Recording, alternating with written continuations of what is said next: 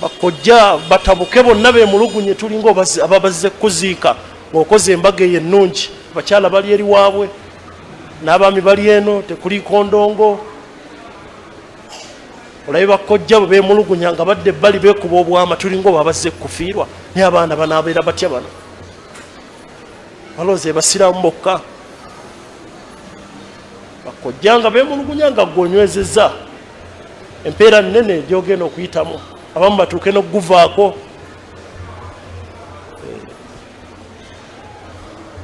bayita mu mbeera ezo kyewuunyisa ababeera ku mazima obutafaayo kuba abo abantu abamu n'emikolo egyo basisewo bagivaako akatulinga abazze kuziika naye ate abategedde amazima weewuunya bo n'obasanga ate batudde ku mikolo egiriko endongo abaagala Allah tabaraka wa taala balina be baalaze eno eyiganga bye babaddemu basheekhe majubba nga bagenze mu kereziya n'amajubba gaabwe n'enkofiira ezakkalina abo beemamu bennyini be baawaayo omukolo gugende mu maaso bayambeko ente ezisukka 45 byemwabiraba muziyambeko ku mukolo ogwo ate babaziwayo beetonda nno bennyini beebazze mu majubba gaabwe nga bali mu mikolo eyo ab'eddiini bagitwala batya abantu abo bwe bayimba emmisa nga nawe banyenye emitwe Allah atusaasire oba ab'eddiini bo bagitwala batya abantu abo bagirabanga oba ekyo okuzannyisa eddiini nga yabbeeyi nga nzito nga si kyakuzannyisa saabagamba ekigambo kya sheekhe waffe nkiddingana nnyo era njasigala nkyakiddingana kuba sheekhe ekitugambanga nnyo naye natuganda bwe mba muzanyiikiriza katemba mumukole naye temukolanga katemba mu ddiini sheekhe waffe wa hadith ayitibwa Sadiq bin Abdillah al-Hashimi musajja munene mu ilimu ya hadith Allah yamuwa yakwata ebitabo bya hadith ebisinga byonna mu mutwe byonna ebyo Bukhari, Muslim, Abu Dawud, Tirmidhi, Nasai, Ibn Majah, Sunani Darimi, Muwatta gwa Imam Malik ebitabo byonna ebyo bya hadith ebinene byonna yali abirina mu mutwe naye yatukuutiranga nnyo nga tusomesa nti muddayo naye bwe mmanga mukola katemba ki mumukolenga naye temugezanga ne muzannyira ku ddiini eddiini eriko okuwona kwaffe abo katemba bamukola naye ne mu ddiini ne bagizannyisa bwe batyo olw'ebitiibwa kamera zibatunulemmukko nabo babadde ku mukolo ne bamu ne bakkaatiriza okukuuma obuwangwa anaabeera ku busiraamu obutuufu mu kiseera ekisembayo kyekino gwe mulyango gwe tuliko ajja kubanga akutte ejjinja eryokya tekijja kuba kyangu kuba bukati oli bw'alaba abasheekhe be bamugaba abasheekhe abanene okuva ku kitebe ng'ate be batuddeeyo n'amajubba be baggulawo n'emikolo egyo be bagyogerera kati olwo atasomye eddiini atatuse ku ddaala eri ayinza okulaba nga bana babyogerako babba olugezigezi kuba balabiyo sheekhe omunene ali mu jjubba ennene saba Allah tusaasire tutuuse eddiini yaffe eno tubeere b'amazima eri eddiini eno eddiini yeetaagisa abantu ab'amazima bwe tuba twagala okuwangula naye bwebaamu katemba bw'atyo kugenda kubeera kuzikirira bannaye ebyo bikyamu mubiraba nnyo ne mubaseeyokka n'abalala bangi waliwo ekitundu muganda waffe yatuweerezzeeyo ekitundu nkyerabidde erinnya olw'omuganda waffe yakitusindikidde era nga abakaazi ba disitulikiti kaazi eyo bagenze bali mu zikereziya baagala kusonda kuzimba ddwaliro naye nga buli wamu batuuseeyo mizikiti egy'enjawulo kati ne batuulako ne mu kereziya bajja ne bayimba ku misa majubba gaabwe nga bagalina kyalo nkyerabidde naali kyogedde musiraamu kituweereza n'atukubira ne ku masimu ga sheekhe embeera ng'etabuse eno bakaazi n'abalala mubaagala kukulaakulanya busiraamu bwe batyo babalaze nga bali mu kereziya era obumu ku butabi babulaze nga bali omwo nabo bayimba emmisa ne bamala ne beegayirira ku bafaaza mulimu ffenna omanyi bintu byakuweereza Katonda tebaakomyawo olugendo lwabadde lunene ne mu masabo ne bagenda ne bategeeza ne ku bajjajja mu masabo nayo ne bayingira. Ebyo si byawala abasiraamu. Musiraamu yatukubidde wiiki eno ewedde, katundu nkerabidde bwerabizi naalibadde nka bategeeza. Bakoze okwetooloola okw'amaanyi, tebakomyeyo ne bayingira ne mu ssabo ne bajjajja nabo ne babategeeza ensonga bonna mbwe bakwatako no bwe banyenyako ne ku nsaasi. Ffenna bintu byonna byakuweereza, ffenna tuli baweereza ba Mukama. Audhu billah. Allah tutaase bakaazi abo abakolimire abaali badde bafaayo ng'okutta obuvunaanyizibwa bw'Obusiraamu okukuuma eddiini y'Obusiraamu, balwana okwonoona eddiini y'Abasiraamu. So nga kye baali badde bafaako ekinene kwe kukuuma eddiini y'Abasiraamu.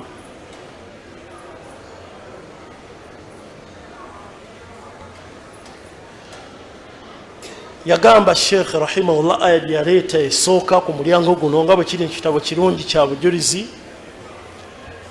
Yagamba Allah tabaraka wa ta'ala, falawla kana min alquruni min qablikum ulu baqiya yanhawna 'anil fasadi fil ardi illa qalila mimman anjayna minhum wattaba'a alladhina zalamu ma utrifu fihi wa kanu mujrimin. Ayni mu suratu Hud ya 10:16.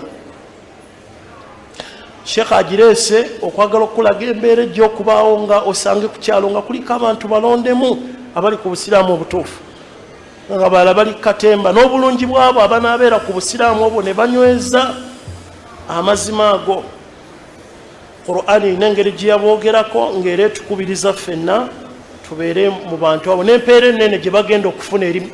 maaso ga Allah waabwe tabaraka wa ta'ala. N'agamba Allah, falawla kana min alquruni min qablikum.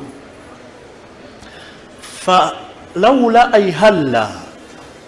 وجد من أهل القرون الماضية. الله قامت كالي سيغامو بسيري بيايتا وبانتو abali bawangalira ku kyalo, gamba oba mu Kampala oba gamba kale mu district yonna gyova oba mu kitundu kyonna, senga kale abantu abali mu kyalo ekyo ulu baqiya, mwalimu kale abantu abatono nga balungi nga bakola batya, yanhawna 'anil fasadi fil ardi, nga bwe wajjawo obwononefu ku nsi kuno babuziyiza, balwana ne bategeeza abantu. Kubanga abo abagamba nti hikima kusirika, abebibonerezo bwe bijja nabo bibakola ki? Ekyo nno si kirungi. Mulimu ennaku zino ebibinja ebyabantu ewa bebamanyi n'amajubba gaabwe nga atya n'obboogerako banaatulaba bubi. Ebibonerezo bwe bijja tebikoma ku bannamajubba bokka, ne bano abagamba nti bahikima tusirika abo tubaleke be bamanyi nabo bibayoola. Tekiri wala ekyafaayo kyabali abaali bapalapalanya okuvuba olw'omukaaga. Allah kyayogerako mu suratul A'raf, was'aluhum 'anil qaryati allati kanat hadirata al-bahr idh ya'uduna fi as-sabt idh ta'tihim hitanuhum yawma sabtihim shurra'a wa yawma la yasbituna la ta'tihim. Abo abantu abavubanga abapalapalanya ne bavuba olw'omukaaga bekutulamu ebibinja bisatu. Allah yabagaana, kyali kigezo n'abagaana nga boononefu temuvuba lwa mukaaga. Ne bakola batya? Ebibinja byali bisatu. Ekibinja ekisooka kyekyapalapalanya ekiga atuganya olw'omukaaga, kati olw'okutaano nga bategayo amalobo gaabwe obutimba. Ku Sande oba ku lw'omukaaga byajjanga nga biva nayo nga kiyinza n'okwesuula mu ngalo nga bingi naye nga tokkirizibwa kikwatako. Allah abaganye. Kati ne babitegangayo olw'okutaano, olw'omukaaga ne bijja ne bigwamu ku Sande ne bajja ne babikola ki? Bwe batyo bapalapalanya amateeka ga Allah. Ekibinja ekyokubiri kyekyali awo nekisirika busiriso waayi be bakola ki? Be bamanyi ababagaana ate kati bapalapalanya. Ekibinja ekya hikima nga leero bwe tuyinza okiyita, kuba leero abantu kye bayita ekya hikima mu bulyazaamaanya, kuba esi ye hikima okulaba obubuze ne musirika teba hikima, naye leero mu bulyazaamaanya bo we bagiyita. Era balaba oba sheekhe balungi, oyo sheekhe yitayogera, sheekhe mulungi yesirikira ewe boonona, oyo sheekhe bintu babikwata kisajja kikulu, naye baludde mu ddaawa n'ebirala. Kati ekibinja ekyo ekyasirika olwaleero mu biseera bino kye bayita ekyabasajja bakulu bannahikima ne kibeerawo ne wabeerawo ekibinja ekyabagamba nedda bannaaye ne kivaayo ne kivumirira Allah yatugaana ate kati Allah kye yayogerako kyokkako ebyo ebibinja byonna ebibonezo bwe byajja Allah n'alagira abantu bonna ne bafuuka enkima ogenda okukeera enkyokonkona nga nkima yevaayo bonna Allah yabafuula nkima okujjako ekibinja kino kyokka Allah kye yayogerako mu Qur'an kye yagamba falamma nasu ma dhukiru bihi anjayna alladhina yanhauna anil fasadi fil ard aya wetu bwegenda mu suratul a'raf Allah subhanahu wa ta'ala be yataasa bokka beebo abaali baziyiza obwononefu kuki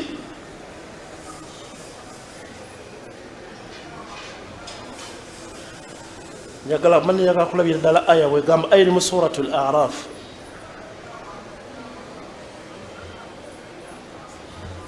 nam kayo ndala eyo waliwo ya arafu mukati mu kyafayo kyennyini if qalat ummatun minhum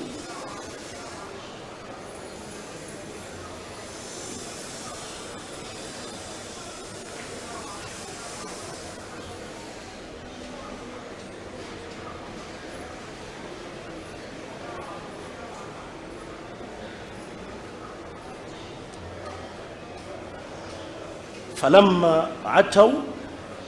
عما نهوا عنه قلنا لهم كونوا قردة خاسئين وقالوا الله يقام فلما نسوا ما ذكروا به أنجينا الذين ينهون عن السوء وأخذنا الذين ظلموا بعذاب بئيس بما كانوا يفسقون كيبنجا كيوكي جاونا byonna Allah n'abikola ki n'abisaanyawo kati ekibinja kikulu mu umma bwe kibulamu umma ebeeri mu buzibu ekivaayo ku mbeera nga ziguddewo mwenna ne mugaa ti katusirike busirisi be bamanyi ebibinja lwaki mulagira obulungi ne mukubiriza abantu banne Allah yagala kino ne kino watanhauna anil munkar bwe mulaba obubi mubuziyiza ne mubuvumirira mu mbeera yonna gye muba musobodde kati kiba kikulu mu umma okubeeramu ekibinja ekifaanako bwe kityo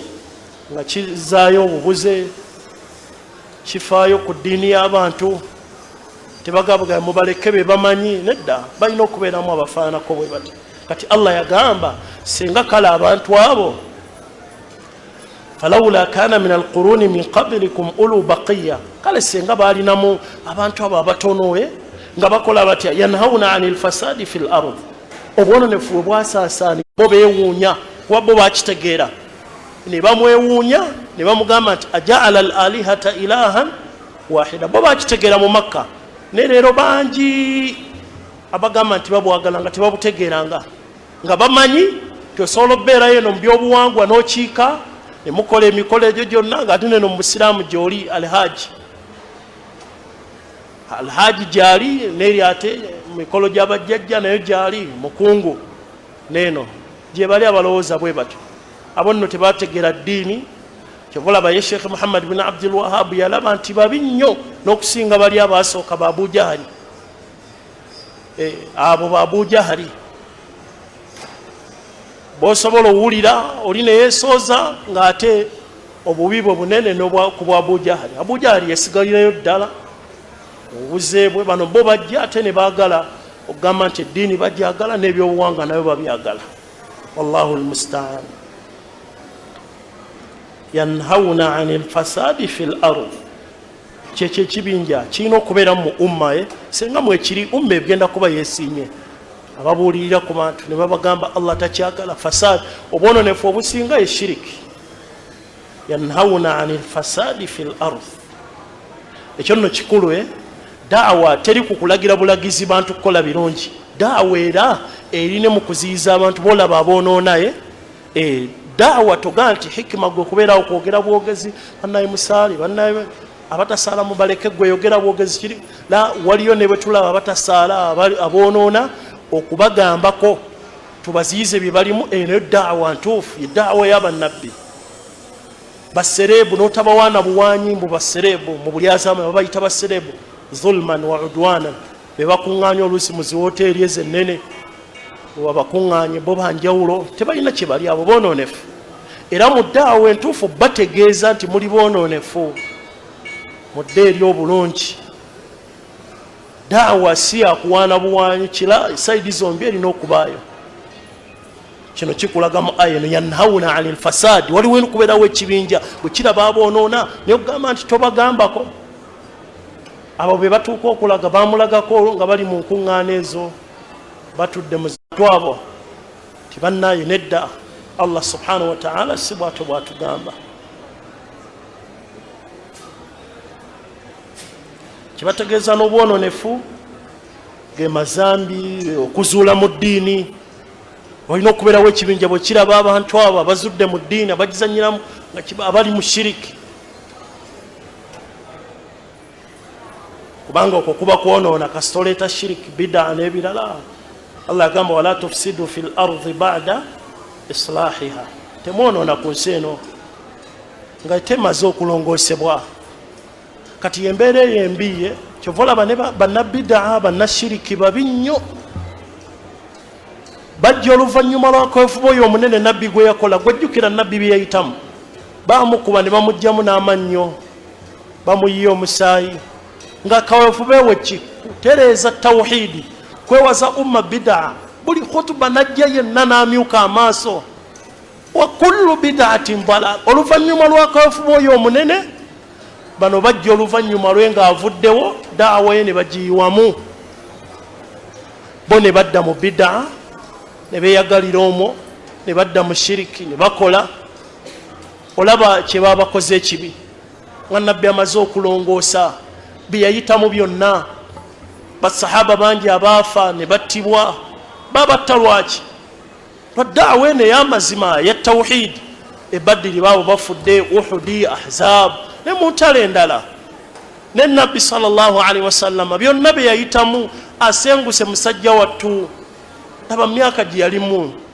emyaka 5 mu 3 bamugje mu kitundu kye musajja mukulu myaka 5 akuze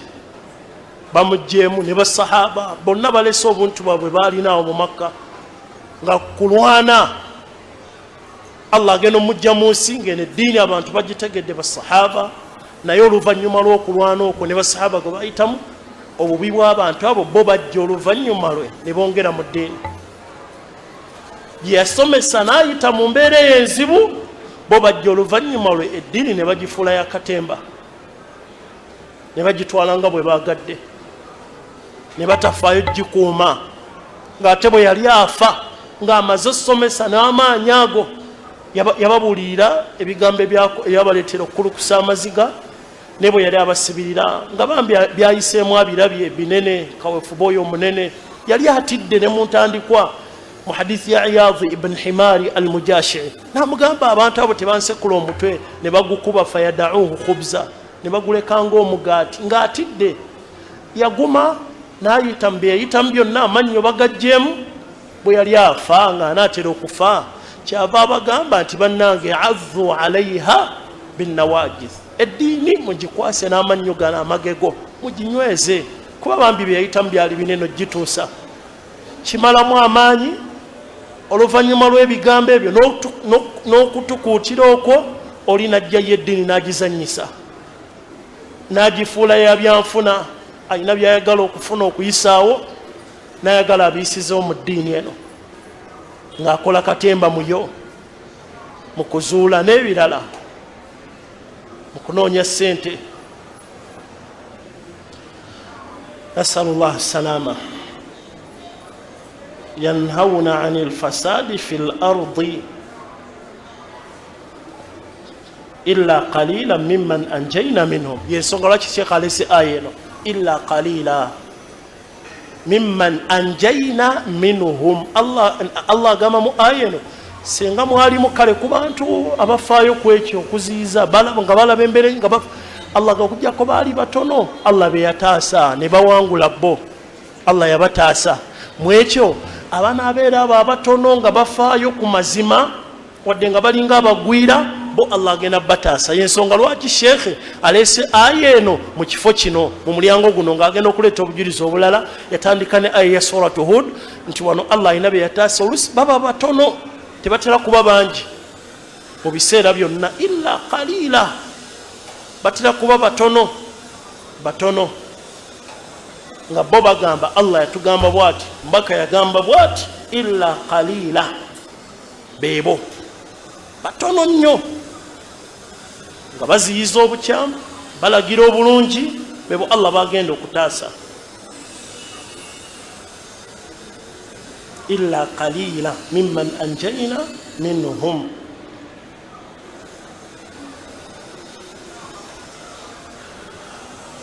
wattabaa alladhina zalamu ma utrifu fihi, baba lyazamanya bagoberera ebyo bye babeera mu bulamu obulyawo, kasaba muwe baasa wadde Allah tabyagala. Baasa kasiteebawo nga nzito tekimugaana mugenda mu maaso na mukolo ogwo. Wakati abo bayita ku mikolo ng'egyo, ba VIP bamutuuze wali mu kitebe alabanga kino kitono, aboogera boogere kasita ye yatudde mu bitebe wali VIP oba VVIP, ne baba ne batunuulira ebyo ne batafaayo ku ddiini yaabwe. Wakaanu mujirimin, bamujirimu abo boolaba abo batafaayo ku ddiini, boonoonefu, bakyamu, ijiraamu, beeryazamanya bennyini obwo obukyamu ku mitima gyabwe butagifaako, n'obulamu bwabwe butafaayo gye bagenda okudda eri Allah waabwe tabaraka wa taala. Kati Sheikh alese aya eyo mu mulyango guno okulaga nti waliwo abantu nga batono nga balina obulamu bwabwe buti okunywerera ku ekyo nabbi kye yaliko alayhi salatu wassalam. Babeeramu mu society, buli society babeeramu nga batono naye nga bali ku kimu. Nabbi waffe yatugamba bwati, nabbi waffe yakola bwati, nabbi kitugamba ekyo, Allah kitugamba ekyo, ayagala naffe tubeere mu abo. Ojja kubeeramu nga muli batono, babiri basatu, naye munywere, empeera yammwe nnene. Allah kyagenda okubawa subhanahu wa ta'ala kinene. Saba Allah tutaase ffenna atuweeyo kunyweza eddiini yaffe, tumanye nti yeriko okuwona kwaffe abalongi ab'ebitiibwa. قال المؤلف رحمه الله وعن أبي هريرة مرفوعا بدأ الإسلام غريبا. حديث يوم اليانغو غنو نياسو سنة آيري إراجة تجيوك تاندكيراكو بإذنه تبارك وتعالى. بدأ الإسلام غريبا وسيعود كما بدأ غريبا فطوبى للغرباء. لنا مولد مالونج gegenda okuwa abantu abo banaabeera ku mazima nga bayisibwa bubi, bavumwa, babajerega, babakakkanya, naye empeera yaabwe egenda kuba nzito. Olunaku lwe bagenda omusinkana Allah waabwe tabaraka wa taala. Wa baraka Allahu fiikum wa jazakum Allahu khayran. Naam. Wa alaykum salaam wa rahmatullah.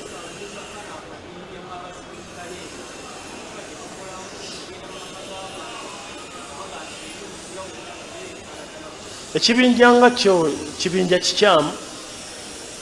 ekibinja nga kyo kibinja kikyamu. Naam, ogenda kale nga tugenda twogereko n'abantu okutambula okudda eri daawa, okudda eri obusiraamu. Nabbi yatambulanga oluusi n'agendako ne mu butale, bakivumirira nako ekyo nga bamwewuunya. Waqaalu ma li hatha rasul yakulu at-ta'ama wa yamshi fi al-aswaqi. Kati otambula nga tukola daawa kiki kirungi, naye kyekibinja kibi. Kati tuyinza kikoppako kitunulira tukope daawa ngeri gyerina otambuzibwamu ku kibinja ekyabasalafu, tutunulire engeri basalafu baffe bwe tuba tulaba bali bye bakola, tetusooka bitunulira ebyabwe. Bwe tuba twagala okukoppa, tulina be tukoppa be basalafu salih, kibinja ekyabasalafu ekiri ku mazima ba ahli sunna wal jamaa. Kuba bakola ebyo naye balinamu n'enkola zaabwe. Luusi ne bakuŋŋaanya abo bagenda okukola daawa naye nga naye talina kyamanyi, ne batwala agenda okukonkona ku nnyumba y'omuntu amukoleko daawa nga naye tamanyi. Bamusangawo, tunaagezaako inshallah, ne basitukawo ne bagenda nga bayitamu. Osanga bennyini abatambula nga beetaaga kukolako daawa bali awo, omubuuza n'ebisookerawo nga naye tabikola ki, tabimanyi. mabega ke ebbanga liyise waliwo abajja ne bankonkona nga bazze okukola daawa abo bazikiri abo Abapakisitaani bamanyi nti boogera na Luwalabu boogera oluddi lwabwe olwo bwe butyo tebamanyi wadde Oluwalabu kati bajja okukola daawa nenvaayo nembuuza sheekhe waabwe yali abakuliddemu azze okukola daawa kama aqsaamu tawhid sheekhe wa daawa n'ayitaba n'abuuza nga tamanyi na miteeko gya tawhid abaana gye basoma eno wansi egitandikirwako azze okukola daawa nga nayo tagikola ki tagimanyi yamaliriza ayogeddemu ne munnoono n'amugamba mugambe tukomaawo ebisingawo agenda kujja ku kitebe ono yamugamba tukomaawo ebisingawo tugende eri ku kitebe mbu gye tuba tukola ki kati azze okutambula okukola daawa ate mbu tugende ku kitebe kati abo abazikiri wano ffe betwakazaako abazikiri jamaatu tabligh kibinja kiri ku bubuze tulina okubategeeza ate nno bali ddala abali eri ababitandika bo abamu balina n'obukafiiri era fatwa zabamanyiza olaba bagana n'okusaalana okukola ki okusaayira emabega waabwe batunuulira abo shiriki bwe bakola okwetoola entaana ki ne bano abamu bana baffe tebamanyi babuyabuya beetaaga kusomesa tetwanguwa bakaafuwaza temwanguwa bano abawano beetaaga kusomesa balaga kibinja si kituufu omu ku bigambo ebinene bye nakisomako kyekya Sheikh Muqbil munna hadith ye yagamba abo mubalaba abo Abu Jahali abakubanga waali yalikwataganye nabo baali badde batambula bonna ne bakola daawa kubanga daawa yabwe ye daawa ya Abu Jahali Abu Jahali bwamubuuza nga ani yatonda ngagamba Allah tawhidi rububiyya Sheikh kye yali ategeeza kuba ye gwe baagala tebagala nnyo byakugira abantu ilimu yawula mu bantu mbu tawhidi oyo yogera nnyo la yogera bwogezi Allah yatuliisa enkumbi tetema okujjako Allah akambe tekasala okujja eyo ilimu enkuba Allah yatonyese enkuba banne Allah atuwadde ebijanjalo eyo ilimu ya Abu Jahali senga oyogera bwoti Abu Jahali akkiriza gamba fenna ffe bamu era nabbi abakola ekyo kyokkanga kyagamba Abu Jahali balikkiriza ne batambula naye tebali mugobye na mu Makka tebali mu dusizave mu Makka agende Madina oba kitegerekese Sheikh yali ategeeza kuba daawa y'abazikiri abo eryawo ku rububiyya tebagala nnyo yingira mu gundi atojja kwawula abantu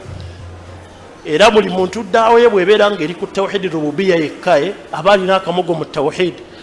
wa daawa ebannaffe terina buzibu ne Mama Fiina aba akwagala era asobola n'okugamba be bashekhe baffe abeekyasa bashekhe balungi waliwo shekhe era gwe bawaanayo bati neŋŋamba ekyo nno kigezo seeka weegendereze sikuwaana nga n'abashiriku bamuwaana bamwenyumirizaamu